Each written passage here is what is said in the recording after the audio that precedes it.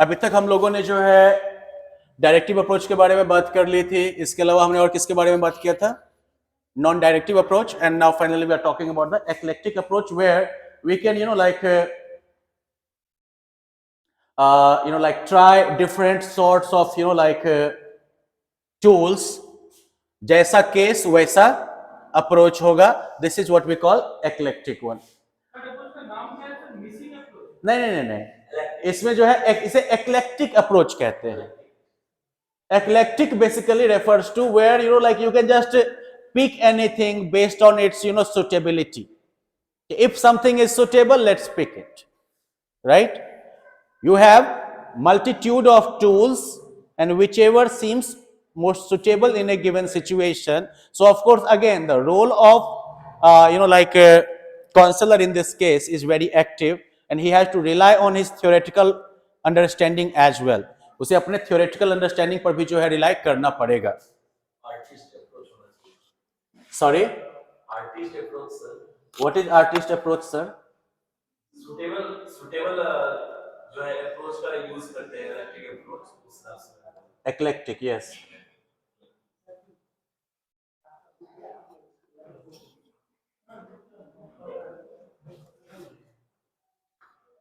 Okay. अब इस eclectic approach में एक तो हम लोगों ने जो है इंटीग्रेटेड साइकोलॉजी देखी थी थॉर्प के, जहां पर कि हम लोग इन डिफरेंट चीजों के बारे में बात कर रहे थे. दूसरा इसी में आता है आपका, this is called multi modal therapy. Okay, तो इसके प्रोपोनेंट हो गए Arnold लेजेरस. Lazarus. I think he was the one who came back from death. Okay.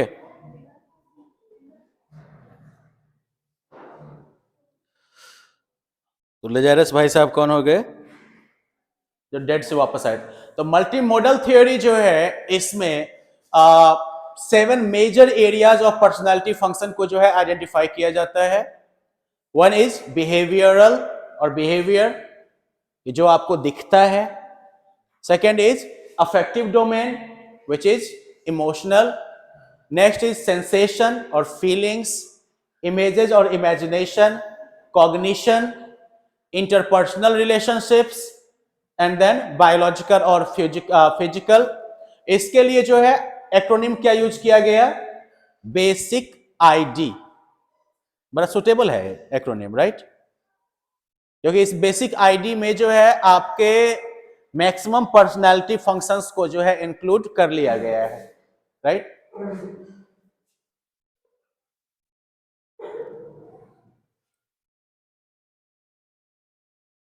Sorry, just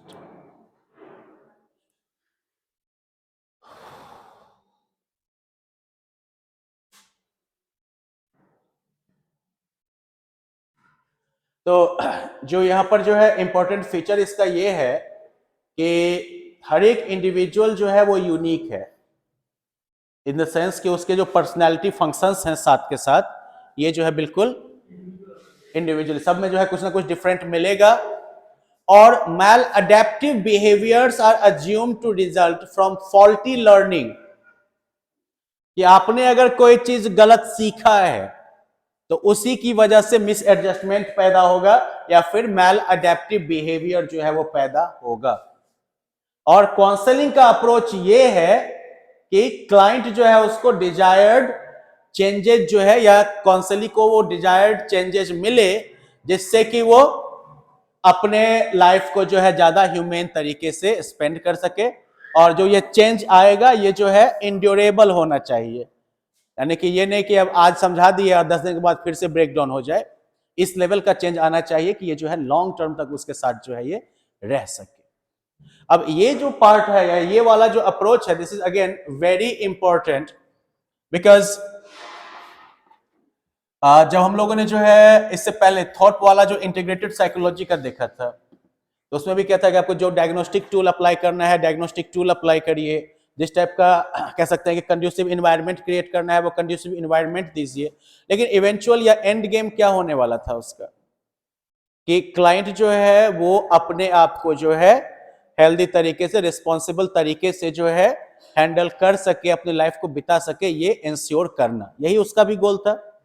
multi modal वाले में जो है अप्रोच में क्या आ जाता है कि आप किसी भी इंडिविजुअल को इन 7 डोमेन्स में या 7 फंक्शनैलिटीज में बांट के जो है देख लिए।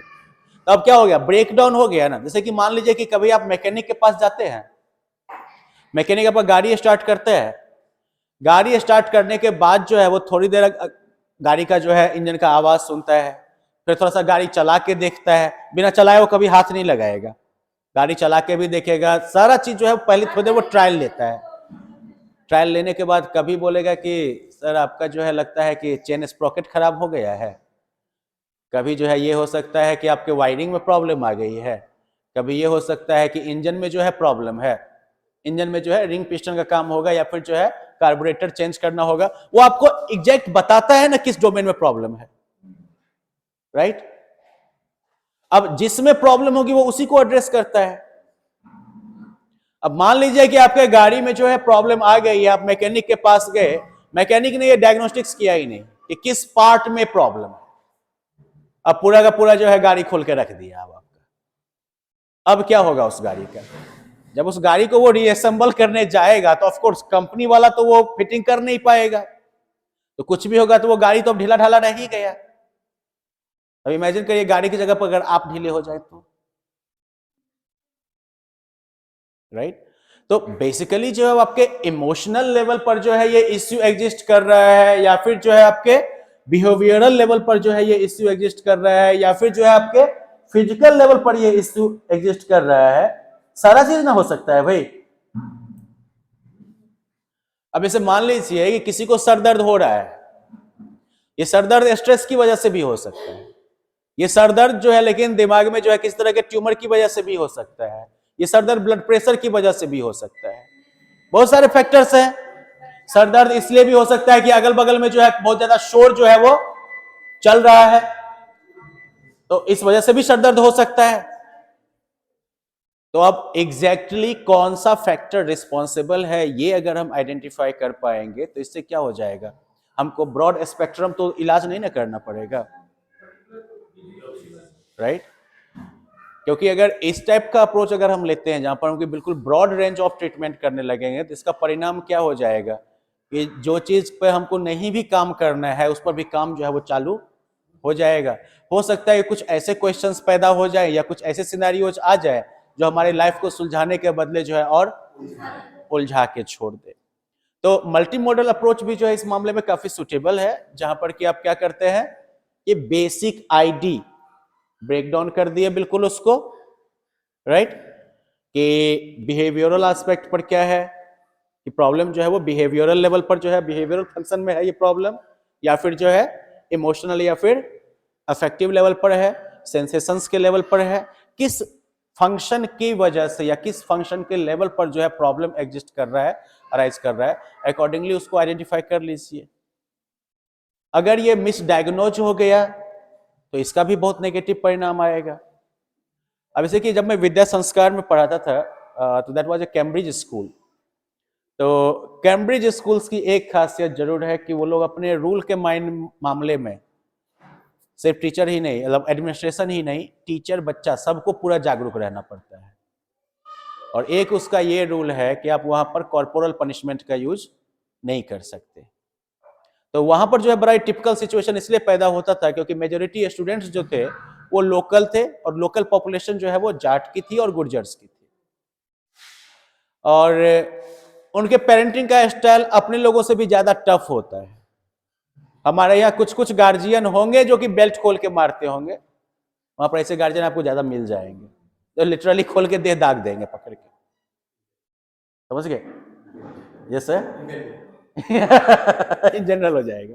तो अब वहां पर क्या था सीन कि एक बच्चा था वो जो है अक्सर क्लास में झगड़ा कर लेता था, किसी बच्चे के साथ उसका जो है डेली किसी न किसी बच्चे के साथ उसको जो है झगड़ा हो ही जाता था, और कोई उसको हल्का टोक दे केवल वो बच्चा जो है काफी एग्रेसिवली जो है रिएक्ट करता था।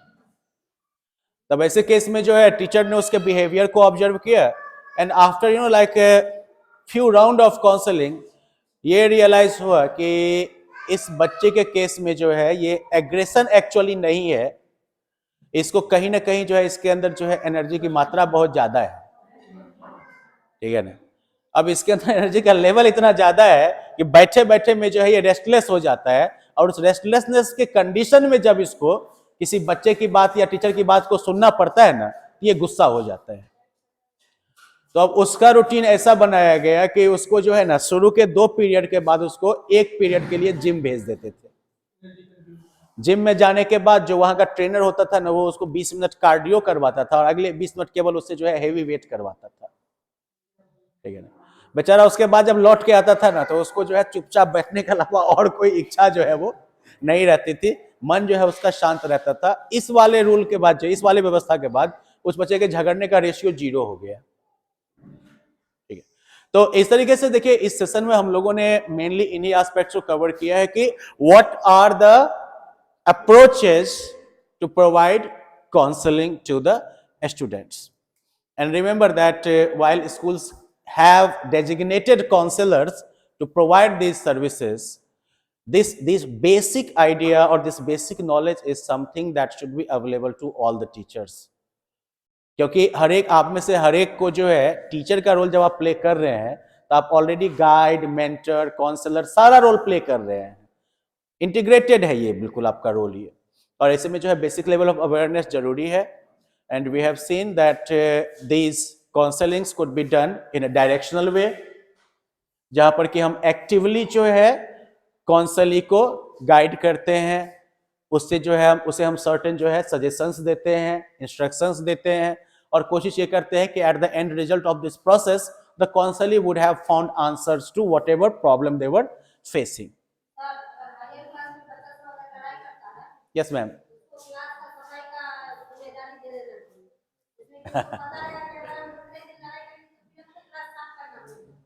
देखिए मैम, ये बात भी बिल्कुल सही है, लेकिन अभी भी मैं बार बार एक चीज क्या कह रहा हूं कि डर से अगर आप कोई काम नहीं कर रहे हैं, तो इसका ये मतलब नहीं कि आप बहुत बढ़िया आदमी हैं। पकड़े जाने के डर से अगर कोई चोरी नहीं कर रहा है, अगर उस आदमी को किसी दिन ये एहसास हो जाए कि वो कोई नहीं पकड़ पाएगा, तो वो क्या करेगा? तो टेक्निकली वो जो है लाइफ लॉन्ग चोर था ही, बस उसको मौका नहीं मिला था।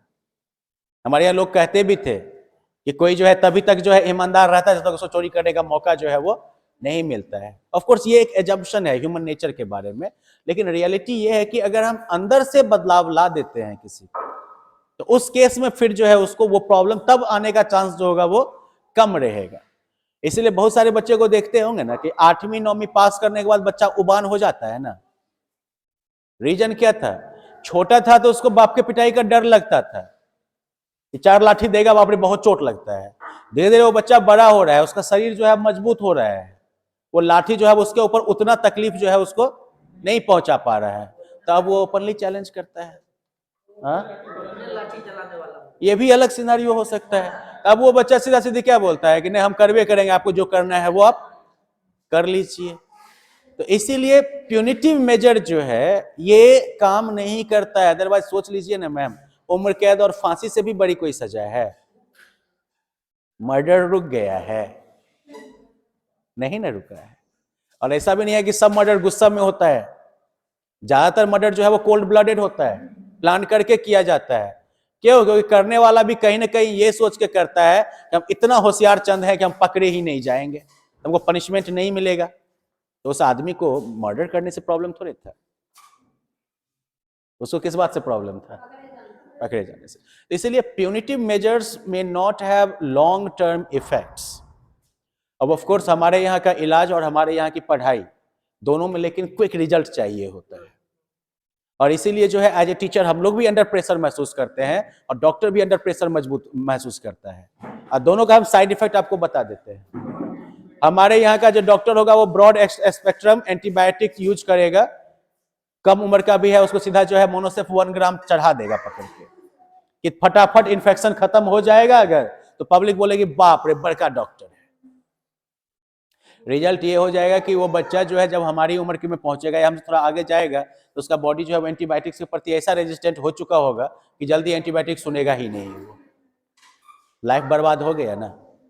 वैसे ही क्विक रिजल्ट वाला जो है टीचिंग भी हम लोगों को करने के लिए कई बार एक्सपेक्ट किया जाता है कि आज बदमाशी किया है, कल इसको जो है सुधार देना है, एकदम से पकड़ के 10 लाठी लगवा दिया।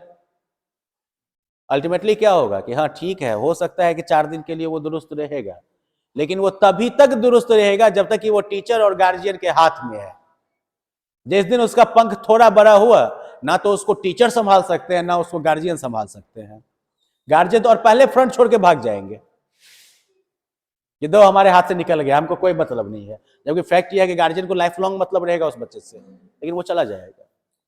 So like counseling at least provides you a tool through which you can bring long-term changes, and at least you can, like you will be able to create individuals who are complete, individuals who are not fragmented. क्योंकि हम लोग जो है कई बार, हम में से भी कई की लाइफ खुद में फ्रेगमेंटेड है।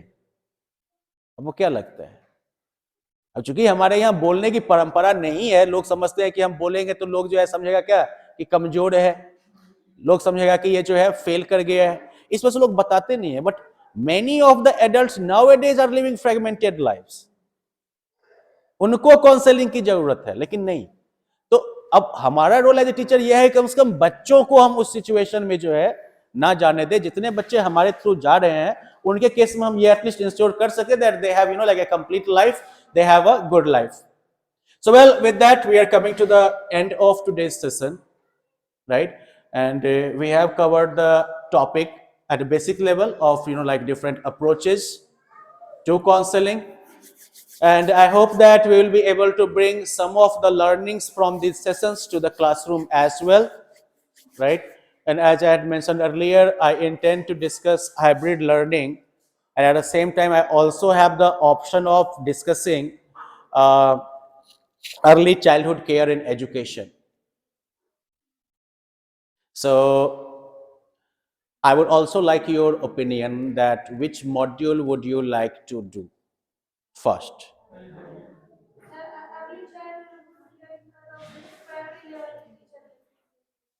देखिए ma'am, actually early childhood care and education जो है वो प्राइमरी लेवल के टीचर्स के लिए जरूर है प्राइमरीली, लेकिन रेलेवेंस इसका सभी टीचर्स के लिए है। रेलेवेंस इसलिए सभी टीचर्स के लिए है क्योंकि टीचर्स जो है उनका काम सिर्फ स्कूल में पढ़ाना नहीं है ना, टीचर्स तो इसके अलावा सोसाइटी के मेंबर्स भी है ना। तो अगर early childhood care and education जो है इस पे सभी टीचर्स को इसलिए जानना जरूरी है क्योंकि आप कम से कम ये इंश्योर कर सके कि आपके इर्द गिर्द की सोसाइटी में बच्चों को एक कंप्लीट चाइल्डहुड मिले। फर्स्ट 1000 डेज जो बच्चे के लाइफ का होता है, यानी कि 3 साल, वो कैसा होना चाहिए, 3 साल से लेकर 7 साल का क्या सिग्निफिकेंस है।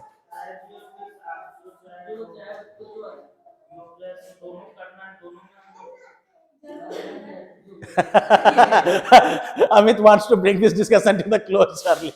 Right. चलिए चलिए तो फिर आज के सेशन को खत्म करते हैं हम लोग। Thank you for participating with so much patience. Right.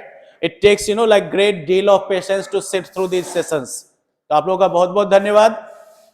और सॉरी मैम, क्या कर रही है? अब मैं देखिए मैम, मेरे जैकेट का प्रभाव आप लोग देख रही हैं, तब भी क्वेश्चन पूछ रही हैं।